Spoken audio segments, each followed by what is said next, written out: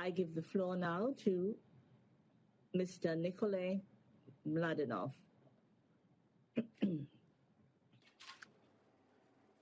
Thank you, Madam President. Madam President, members of the Security Council, allow me first to extend my deepest condolences for the profound loss to the family of former Palestinian chief negotiator and Secretary General of the PLO, Dr. Saeb Erekat, to the Palestinian government and the Palestinian people. Saeb, as we all know, dedicated his life to the peaceful pursuit of justice, dignity, and the legitimate rights of Palestinians. He never gave up on negotiations as the only means of ending the occupation and establishing an independent, sovereign, and democratic Palestinian state. He stood proudly and firmly for his people. Sadly, I must also extend my condolences to the families and colleagues of the 7 peacekeepers of the multinational force and observers who lost their lives in service last week. May they all rest in peace. Madam President, we meet today as Palestinians and Israelis continue their efforts to prevent and control the spread of the deadly COVID-19 virus. After weeks of declining numbers, however, active cases are again on the rise. Gaza remains the most immediate and pressing concern. Its crumbling infrastructure, poor living conditions, and fragile healthcare system make it ill-equipped to face a major spike in cases. Already affected by severe movement and access restrictions, by cycles of violent escalation and years of humanitarian and socio-economic calamity, the 2 million Palestinians living within Gaza's confines would face catastrophic consequences from a major outbreak. Madam President, for these reasons, I welcome the Palestinian Authority's decision to restart civilian and security coordination with Israel.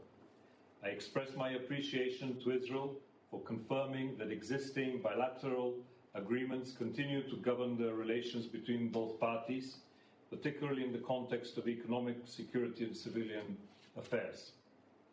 I want to thank all, particularly our Palestinian and Israeli colleagues, as well as the entire team at UNSCO and our partners for working hard and putting forward creative and constructive ideas over the past 6 months so that this significant challenge could be overcome. I have previously expressed hope that recognition of the interdependence of Israelis and Palestinians could, with political will and leadership, translate into tangible progress towards a resolution of the conflict. Both sides should understand the importance of respecting the validity and continuing force of the framework that they have agreed to govern their relations. Although the existing agreements fall short of meeting the aspirations for peace, security, and statehood for the Palestinian people, they provide the basic foundation without which even the beginnings of a return to meaningful negotiations will not be possible. Madam President, 8 months into the pandemic, Palestinian unemployment levels are alarmingly high. 121,000 Palestinians lost their jobs in the wake of the first lockdown, and employment figures declined by 17% in Gaza. Some 40% of Palestinian households lost more than half their income in this period, and food insecurity rates have soared. The most recent reports suggest any recovery will be slow and partial. Women and children continue to bear the brunt of the combined effect of the pandemic and socio-economic crisis across the OPT, facing an increased risk of violence within their homes and limited access to support services. To address the emergency, the United Nations and its partners have continued to provide critical humanitarian and development assistance. Since the start of the pandemic, close to 85,000 tests and advanced laboratory equipment components have been delivered, as well as over 5.5 million items for infection protection and control. UN agencies and partners have also delivered dozens of ventilators, monitors, beds, and other crucial hospital equipment. In addition, the UN has supported several quarantine facilities in Gaza with non-food items, bolstered public communication efforts, and trained healthcare professionals.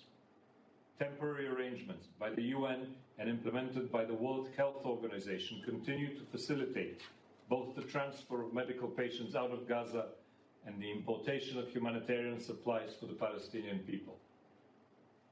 I hope that with the restarting of coordination between the Israelis and the Palestinians, these additional measures will no longer be necessary. Madam President, I again highlight the Secretary General's call for Israeli and Palestinian authorities to re-examine and improve the nature of their economic relationship. It is timely as ever and in the interest of both sides to take concrete steps towards addressing this common challenge. The United Nations stands ready to assist in this process. All sides can take immediate steps to facilitate the movement of goods in and out of Gaza and to allow trade to increase between the Gaza Strip, Israel, and the occupied West Bank. When health conditions allow, Israel can issue a meaningful number of permits for Palestinian workers and traders for Gaza. Israel should also take steps to advance the many outstanding fiscal files and ensure that sufficient revenues are transferred to the Palestinian government each month, a minimum of 500 million shekels, to maintain its operation and address the COVID-19 crisis. While its budget is currently reduced to a minimum, the Palestinian Authority should also consider steps to reform its own expenditures in line with World Bank recommendations so that it can more effectively provide basic income support to all vulnerable households. I take note of ongoing discussions on the prospect of Palestinian reconciliation and sincerely hope that the parties will be able to overcome obstacles to holding long overdue elections. Madam President, in a concerning development on the 3rd of November, Israeli authorities carried out the most extensive demolition in the occupied West Bank in the past decade, destroying over 70 structures, including homes in the Bedouin village of Khumsa al-Bakia in Area C. 73 people were displaced, including 41 children. Their vulnerability is compounded by the onset of winter and the ongoing COVID-19 pandemic. Home demolitions in East Jerusalem also resumed during the reporting period after a pause of several weeks. In total, 153 Palestinian-owned structures in Area C and East Jerusalem were demolished or seized. They displaced 96 Palestinians, including 22 women and 51 children, and affected some 1,400 others. The demolitions and seizures were executed due to the lack of Israeli-issued building permits, which are nearly impossible for Palestinians to obtain. In addition, 3 structures were demolished by their own owners to avoid the payment of additional fines. On the 28th of October, Israeli authorities cut a donor-funded pipe supplying water to 14 Kurdish communities in the Masafir Yatta area of Hebron, home to about 1,400 people. Amid the pandemic, depriving these communities of water could have particularly grave health consequences. On November the 2nd, the Israeli government informed the High Court of Justice that during the next 4 months, it would not demolish the Bedouin village of Khan al-Ahmar. In its explanation, the government cited COVID-19 restrictions and additional considerations as reasons for the delay and said that it would use the additional time to exhaust efforts to reach an agreement with residents. I reiterate my call on the Israeli authorities to cease demolitions, seizures of Palestinian property, and efforts to relocate communities in the occupied West Bank. Such actions are contrary to international law and could undermine the chances of the establishment of a viable and contiguous Palestinian state. Madam President, in another concerning development, on the 15th of November, Israeli authorities opened the bidding process for the construction of 1,200 housing units in the Givat Hamatos settlement. If built, this project would further consolidate a ring of settlements between Jerusalem and Bethlehem in the occupied West Bank. It would also significantly damage prospect for a future contiguous Palestinian state and for achieving a negotiated two-solution based on the 1967 lines, with Jerusalem as the capital of both states. I call for this step to be reversed. Madam President, sporadic violent incidents unfortunately continued in parts of the OPT during the reporting period as well. In Gaza, militants fired 2 rockets and released 2 incendiary balloons towards Israel during the reporting period, with no injuries reported. The IDF fired 5 shells and missiles into Gaza in retaliation. Also, no injuries have been reported. Turning to the West Bank, including East Jerusalem, 1 Palestinian was killed and 21 injured, including 8 children in clashes, attacks, and search operations and other incidents. 1 Israeli soldier was injured in these incidents as well. On the 30th of October, Israeli soldiers opened fire at a Palestinian vehicle traveling near Jenin, injuring 3 children. The circumstances surrounding the incident remain unclear, with the IDF claiming that the vehicle posed a threat. On the 4th of November, an off-duty officer in the Palestinian security forces, who, according to the IDF, shot towards Israeli soldiers, was shot dead near Huwaira, south of Nablus. On the 8th of November, a Palestinian man who reportedly attempted to carry out a stabbing attack near Hebron was injured and arrested by the ISF. Meanwhile, settlers perpetrated some 17 attacks against Palestinians, resulting in the injury of 1 child and damage to property. Palestinians perpetrated 23 attacks against Israeli settlers and other civilians in the West Bank and resulted in 4 injuries and damage to property. As the olive harvest season continues, there were incidents of settler damaging Palestinian olive groves and agricultural fields. Over 190 trees were burned or otherwise damaged, and large amounts of produce were reportedly taken. On a positive note, as in previous years, hundreds of Palestinian and Israeli volunteers joined local farmers across the West Bank to assist in the olive harvest and provide protection from harassment and violence. All perpetrators of violence must be held accountable. Madam President, as of today, UNRWA's funding shortfall stands at a staggering $115 million for November and December. For the first time, UNRWA forecasts that it cannot pay salaries and expenses in full, impacting 28,000 staff. UNRWA plays an essential part as the main provider of direct and often life-saving assistance to many of the 5.7 million Palestinian refugees.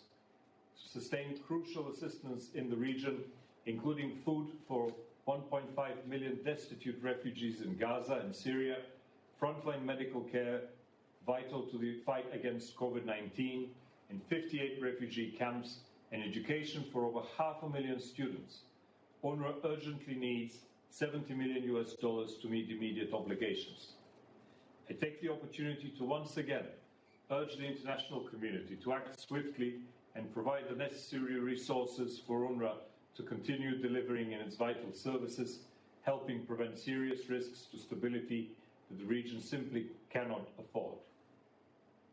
Madam President, moving briefly to regional developments, let me begin by welcoming the first visit of the Foreign Minister of Bahrain to Israel today to meet with Israeli leaders and visiting U.S. Secretary of State Pompeo and to sign several bilateral agreements.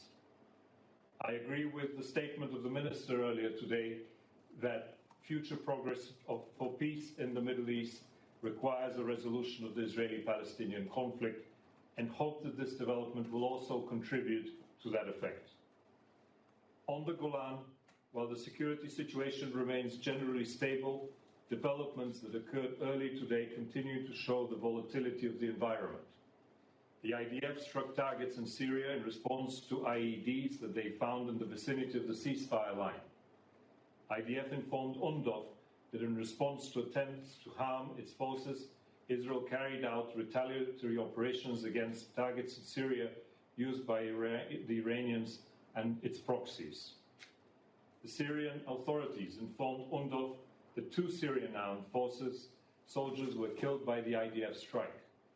UNDOF continues to engage with both parties to exercise utmost restraint and remind them of their obligations to respect the 1974 Disengagement of Forces Agreement and to avoid any activities that might lead to an escalation of the situation between Israel and Syria.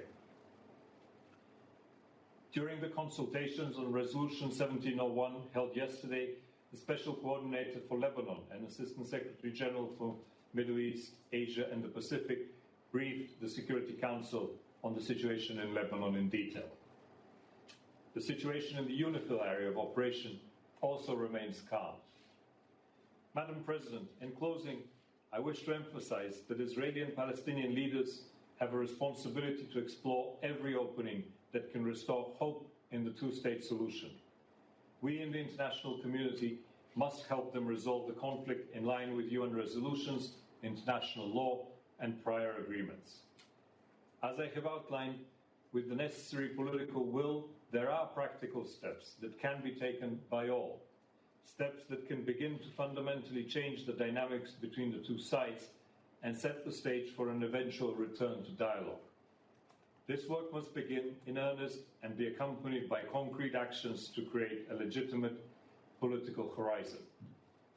It is imperative that the Middle East Quartet, key Arab partners, and Israeli and Palestinian leaders build upon recent developments in the region and urgently re-engage on returning to the path of meaningful negotiations. The United Nations, as ever, remains committed to supporting Israelis and Palestinians in their effort to avoid this fate and return to a legitimate political process that will deliver the long overdue peace that both sides require and deserve. Thank you. I thank Special Coordinator Mladenov for his briefing.